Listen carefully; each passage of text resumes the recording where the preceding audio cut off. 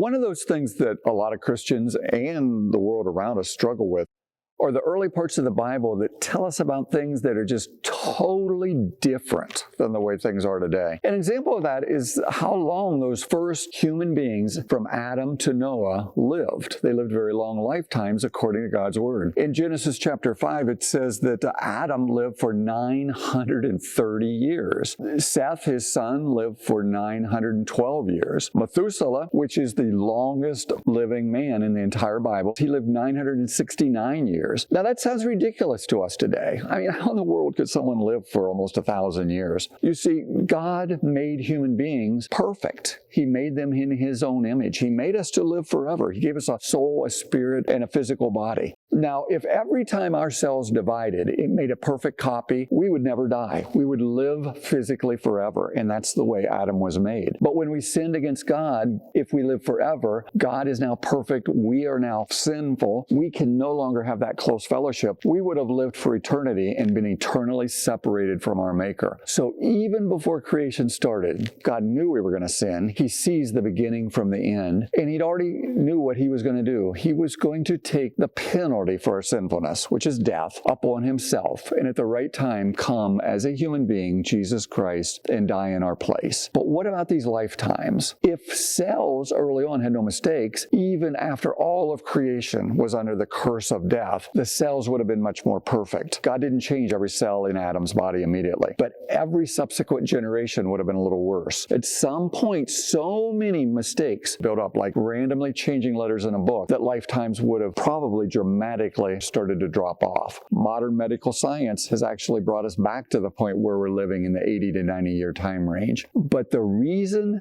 lifetimes dropped off is because genetic mistakes built up. So there's no reason to doubt what the Bible has to say. We just can't be there to witness it. And there's good reasons to understand it based on our understanding of why our bodies deteriorate and die. Because every cell is worse than the one before. And over time, every generation has more mistakes than the one before. But originally, mankind would have been much more perfect and had much longer lifetimes.